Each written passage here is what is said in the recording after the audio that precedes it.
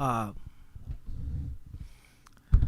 I mean, it's the fourth game we've been in that we just didn't make plays when it mattered. Simple as that. Like, it's frustrating. I got some theories on it. I think, we're playing too many minutes. So we made no defensive plays and no offensive plays. I mean, am I frustrated? I think my record against Bowling Green at my time at Akron was 25-2. So, that's a game we got to win. We led the whole way. We led all the way up to, 51 seconds. Then but the last 4 minutes we did nothing.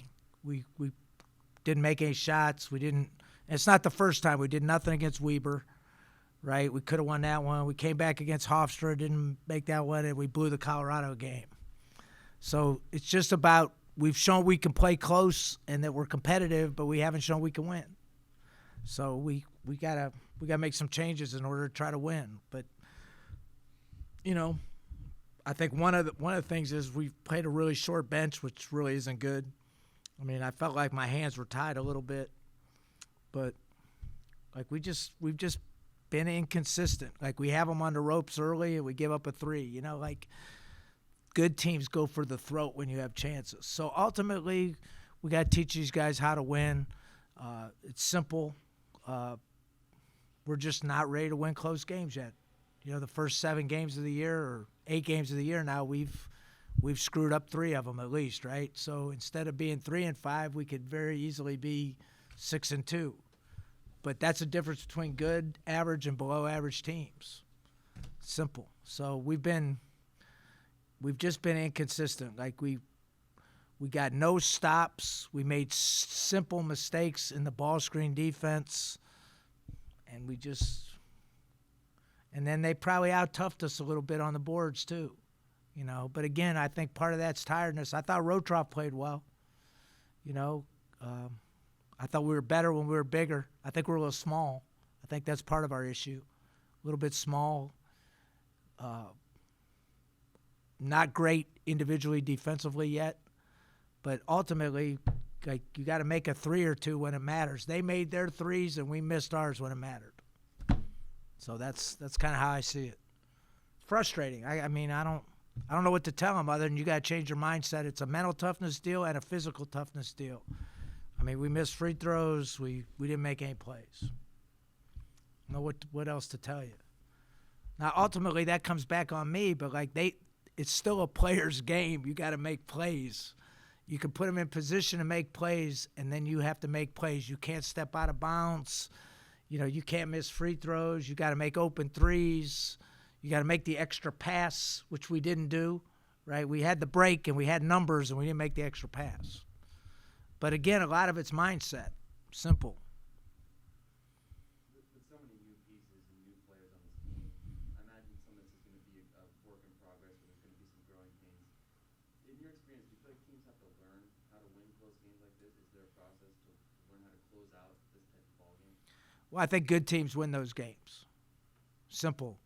And, people that have self-doubt don't win those games, right? I mean, I don't know. You can look at the record of most coaches in the last 4 minutes of close games and tell, about their teams. So right now, we've shown we're not capable of winning those games yet. I mean, unless 4 games is an aberration, which I don't think so. We've figured out ways to lose every one of those. Colorado, we come off a 3-shooter with 4 seconds left. That's just ignorant, right? Tonight, 51 seconds on the break, but most of it was the last 4 minutes we didn't defend. We scored a little bit, but we didn't defend. We just made mistakes. Backside help mistakes. Got overzealous, got up a little bit on them, and they drove by us. Just discipline. So yeah, they got to learn how, but at some point, I told them in the locker room, I said, look, I'll give you an example. Colorado, we give up threes. We gave up the 3 to tie the game, which should have never happened, right? And we didn't learn because we did it. We gave up 2 threes at the end of the American game on the same type of stuff. So, at some point, you gotta learn, or you can't play in that situation, right? And then the other part of it is we have to be able to handle adversity better. Like we seem to be a little bit front runnery, right? Like when things are going well, like we go on a roll, we're pretty good, and individually and as a team. And then when things don't go well, it kind of snowballs on us a little bit. So like maybe we're not there yet. Like, well, there's no question we're not there yet. Now the question is, can you fix it? Otherwise you're going, because I told him, look, you're going to be in 24 more close games. We're good enough to play close. Like we show some good signs, but like our consistency level's not good. When you walk in the locker room after this game, do you see these guys, are they surprised? Are they shell-shocked? They're good guys, man. They're good people, you know. I mean, it's like we try to go through Leon at the end tonight. The games before, we try to go through Trey Williams and Kevin, right? Before, we used to go through Mike and Marcus at the end of a lot of games, or Sincere off the ball screens, right? So, like, it's a kind of a, like Leon delivered the goods the last game, had a tough time down the stretch this game, right? So so the difference between like Leon and LeBron, for instance, like LeBron would have just got in the middle of the floor and trusted his teammates and made the play. Leon tried to score them all, right? Which that's a learning process. You got to learn it. So I don't know if I answered the question, but yeah, I'm sure they're a little shell-shocked. Like it's kind of like if you keep losing games like that, you start believing. It's kind of like the closer, right? The closer that kind of loses his stuff, right? He loses he doesn't close the game, and then he doesn't close the next one, and all of a sudden he doesn't think he can close it. There's a lot of, Chuck Knobloch not being able to throw to first base. There's a lot of psychology to this stuff. Like, so right now the game's close, and I don't know whether they think they can win or not, or they're unlucky, but like we haven't shown we can win. So, and you can't really like you work on situations, but ultimately you got to be able to run a set and get a good shot. Like we ran a good one, and Leon kind of drove the one and got fouled, but like we didn't finish it. Like we couldn't make up. Like at 51 seconds, if we score there, we win probably, right? But we charge, and then we gave up a 3, right? I think right afterwards, right? Well, let's see. I don't know why I do this to myself, but I'm going to do it anyway.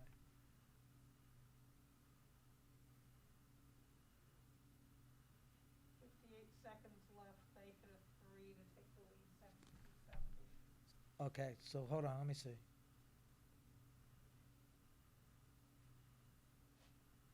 So Leon Ayers turnover out of bounds with 1:34, right? So we're up 70-69. Leon Ayers defensive rebound, and then Curtis hits a 3 on us off a double high ball screen, which is ridiculous. It should never happen. But part of that is because we didn't sit in on another ball screen, so Trey got psychologically impaired and didn't get out on the ball screen, right? So it snowballs on us. So then Primo misses one, Trey offensive rebounds, Leon misses one, right? So we missed 3 shots on that possession. So there's enough blame to go around. There's 3 of them.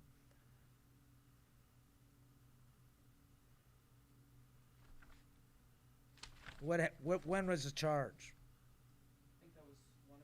That might have been the turnover after the rebound.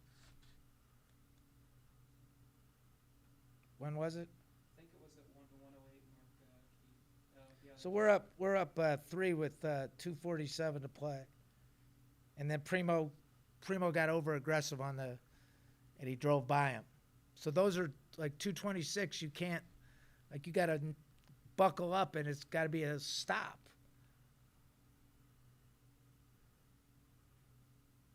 So we're up 4 with 2:47. Still up 3. So at 1:34, you think that was a charge? Or was that when he stepped out of bounds? I think it was 108 when he spun out of control when he had the charge. Because it was a foul at 108, which Oh, yeah, there it is. It was 108 offensive foul. Yeah, we're up one on that play. We're up one, and we got numbers. So, like, normally, like, I'd pull that out, but, like, we had numbers. Like, that's a big play. But we didn't make any. Like, that's kind of the frustrating part of it. About with 53 seconds left, you guys called the timeout. That may have been your last good chance to come back there. What were you looking for out of that possession? Do you remember? I don't remember. Let me see what we did there. Timeout when Primo ended up attempting the mid-range jump shot, and then you got the rebound, and Ayers missed the corner three. Oh, yeah, so I remember that play. So we tried to get downhill with Primo.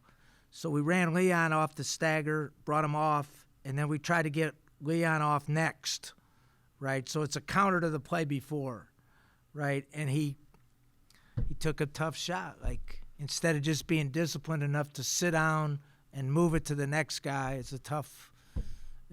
a non-winning shot, really. It's a tough shot. Like, if he makes that, those are shots pros make. So those are ones that you got to kind of leave alone because there's still plenty of time on the shot clock, I believe, right? Yeah, I remember that. Keith, you mentioned in these kind of team pulling contests that it's good teams that pull out the wins. What is it that you think can make this team turn that corner and mentally believe that they can be good and get these outcomes in a good way? Well, I think we got to be fresher. I think that's the biggest thing is we're playing too many minutes with guys. But part of that is we had offensive issues where we couldn't score. So we kind of went with a few more offensive guys, but we got some guys that aren't guarding great, which now it's a double-edged sword. You could score a little bit better, but you don't. Although we had some ruts today where we couldn't score again, right? So it's just hard to figure out how to win. Like how do you win? You have to make more plays than the other people do in the last 3-4 minutes of the game at both ends. So part of our problem, again, I'm going to go back to is I think we're a little small. We defend better when Rotroff's in there because we're a little bit bigger, right? Trey's really a power forward playing center. Now, he does a good job around the rim defensively, but, like, we'd be better off playing a little bigger, I think. I might be wrong, but that's kind of my first thought. And then the second thing is we got to be fresher. Like, we're not turning the ball over, but you can't shoot, we shot blanks in the second half again, right? 10 for 32. Like, you're not winning, right? That's just awful. You gotta move the ball better and get better shots, but we're in an adjustment stage where we're not scoring as much inside as we have in the past. So our perimeter guys have to carry us a little bit more, and tonight they didn't. So what is the option to extend the bench? I know you don't have Gunn, that's an option. But outside of that, you think at some point you just start playing more people? Well, I've tried to go down the line with Jackie, but he's had a rough couple games, I think. He's come in and he's turned the ball over, which you got to guard and not turn the ball over. So that made it a little hard for me to play him because he turned the ball over. And I know he's not happy, but, like, you can't come in off the bench and turn the ball over, right? So I'm a little hamstrung in some regards. We could play Toby more, but we've had trouble scoring, so we went with Leon a little more than Toby, and then you got to decide, well, is Toby better than to have Tyson out there? Those are hard calls. But Kelja can guard. He guards better than all of them. But he doesn't score. So that puts you in a tough position, too. He was better with last year's team because he could play off of Marcus and Mike Hughes, right, where he could stand and take double teams and shoot it in. So we're in a little bit of a tough deal on that. That's why the game's so close we can't get away. We couldn't get away from them. We had them, but we couldn't get away from them totally. Coach, is this team potentially going to be dependent on Primo Spears offensively? He struggled tonight, and outside of the Ryder game, he's been a little feast or famine when it comes to individual production. Is that something that you're trying to tighten down a bit where he can get more consistent, or is that something as a freshman you're just going to have to deal with? It's a great point. I mean, it's right on. If he don't play better than that, we're not winning. right? Like, I don't see it. Like, we don't have enough pop anywhere else. And when I say better than that, it doesn't necessarily mean scores, but it means getting other guys shots, right? So, like, we need him to score like 12, 14 points a game and then get 5, 6, 7 assists if we're really going to be good. Now, the other guy's got to shoot it in. Like, Easley has been good in the middle, but he hasn't been good at the end, right? That's, again, I'm just stating facts how I see it. Like, he's been consistently pretty good, right? He gets 6 rebounds and 13 points, but he's not a guy that, like, at the end we've been able to get to score. He's kind of a great complimentary guy, like one of the best complimentary guys, but he wasn't able to do it like when it really, but that's not really how he plays. So it's a good, it's like if Primo doesn't play better than that, we're not going to win. I'm with you. Is it a case with Easley in terms of he tends to score a lot of points in bunches, and there are the areas where he tends to be quiet? Is there, going forward, times where you might have to set up plays for him individually to get the ball just so he can score throughout the game, or is his style just something you're going to have to deal with? We put a lot of plays in for him. We've added plays for him and Leon, just trying to get him more shots. But he gets tired. I mean, again, like I think he's a 26, 27 minute a game guy, and he's been playing like 32, 33, right? To me, that's our biggest problem is we can't consistently stay at it because of how many minutes we're playing. That to me is our biggest issue. If you had the chance to go back to a certain point, to any point in this game, knowing what you know now, knowing how it ended, what would you do differently? You mentioned you had trouble guarding kind of at the end there. Would you play Bekelja a little bit more, especially at the end there? What would you decide to do differently at some point in that game if you could go back and do it again? Those are really good questions. It's such a double-edged sword. It's a hard answer. Like there's sometimes it's clear cut, but it's a hard answer. Like, so you play Bekelja and you guard a little better, but you may not score. You play Rotroff and you probably guard a little bit better, but you're a little more bunched up, right? Do you play Toby or do you play Tyson? Like that's how. So it goes back to what you've been telling us before. Like you just don't know who to play in what scenario at this point.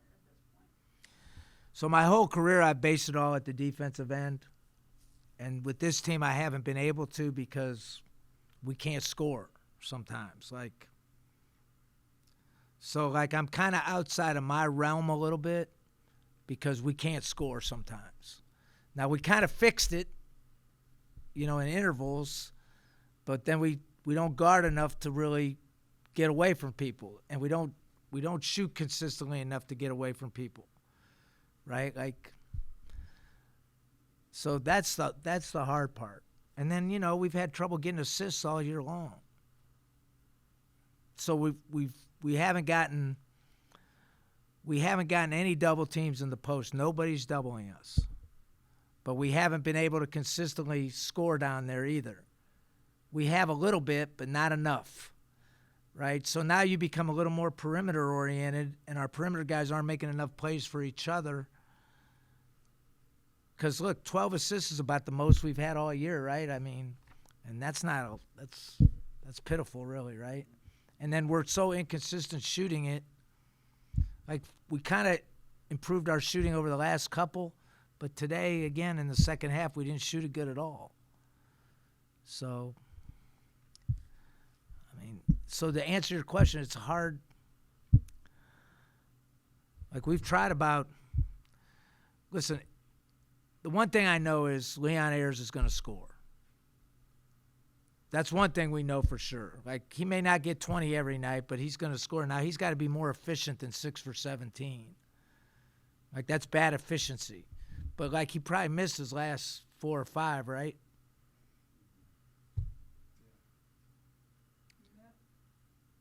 whole missed your last 5 3-pointers. What's that now? The team as a whole missed your last 5 3-pointers.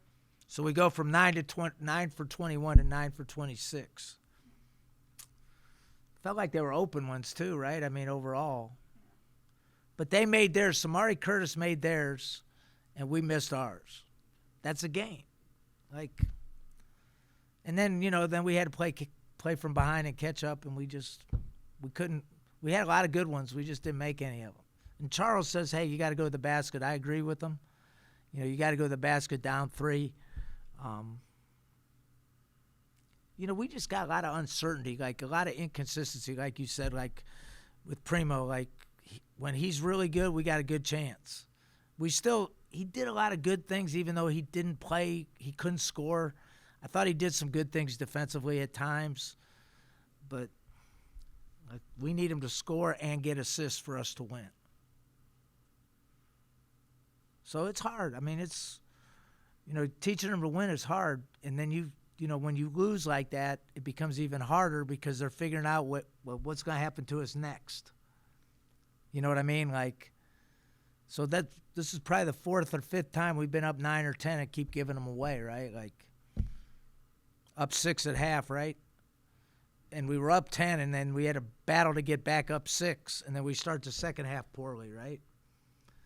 Just frustrating. But that's where we're at right now. Like, you can't – there's no ands, ifs, or buts. This is a player's game. The coach puts them in position to win.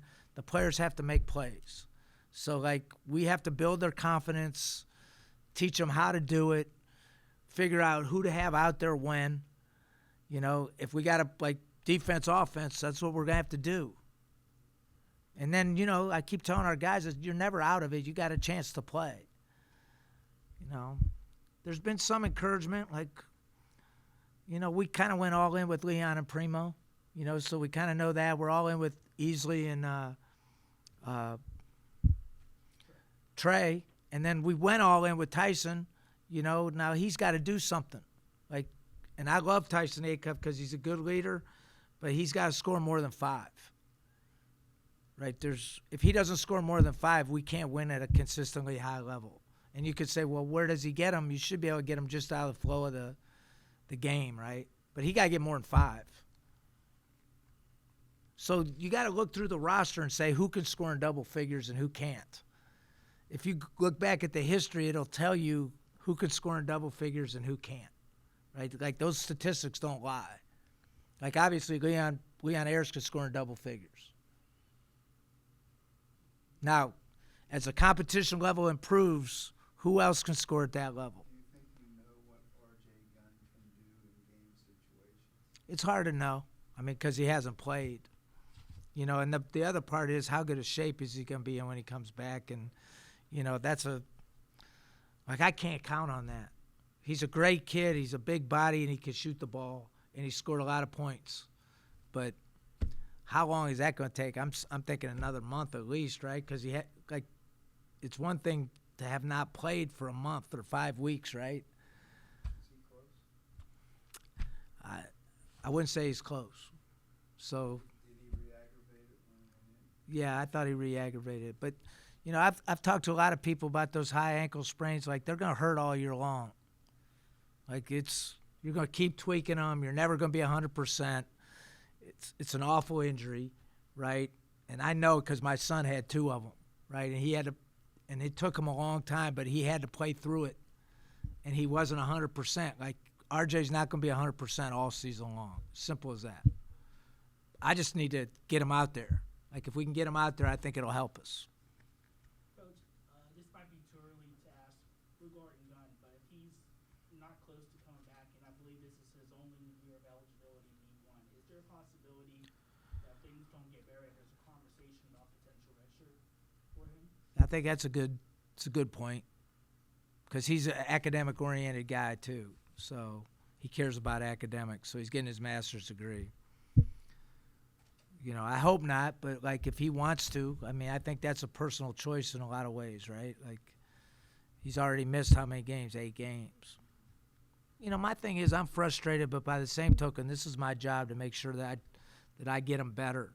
We certainly have shown we can be competitive. I don't know if we're competitive with the good teams yet because we haven't played a lot of great teams. We played some solid teams, but nothing great, you know. So that'll be interesting to see how they play, because every game's a little bit different, right? I mean, but we can play better. We got guys that individually have to play better. And then our system is still evolving, a lot of it is just like we butcher up plays and things like, and we're giving them a lot because we have to create for them sometimes. They can't create it on their own all the time. So we have to figure out, like, for 2 years, like, it was simple. We threw that damn thing inside, right? Or Sincere created something for somebody, and we played because we had old guys. This is a whole new ball game. So we have to change styles of play, change system, and figure out how to win those. But you got to execute to do that, and we didn't. And maybe we did, but we didn't make anything. That's the other part. Just one last question, looking ahead to Marshall, your first true road game. Arguably, they're probably a more explosive offensive team than Bowling Green. Is this a scenario where you might just have to fight them full on offense, or is there a case where you might see McCulloch or others just an effort to slow them down in case there's a potential that they could just really run away with it? So the only time Marshall's ever beaten me in my career was the time in Cleveland. And he's a really good coach now. So, and I had to play zone 1 year to beat him, right? So all the modern offensive stuff that's going on now, him and his brother developed. I don't know if you know that, but he's the innovator of this stuff that's going on now. So he's one of the best offensive minds in the country, right? And they got an old team on top of it. So they're not a great defensive team every night, but offensively they're a handful.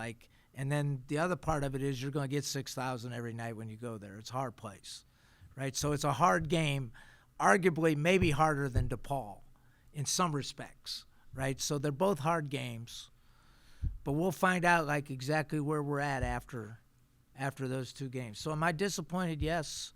Am I up for the challenge? Certainly. Am I going to stay positive? Yes. Because that's what I do. So I've had a lot of years of a lot of wins, and now I gotta scuffle and figure out how to win. So in that regards, it's tough, but it's good for you as well, right? It can't be all rosy all the time, right? You got to take the good with the bad. So I'm willing to take the good with the bad. I got good guys in my locker room. I got to teach them from the bottom up, and then teach them that they got to battle and scuffle, just like me, right? You just can't. You can't just give in to hard times. So it's a good learning deal for all of us. Thank you. Appreciate it.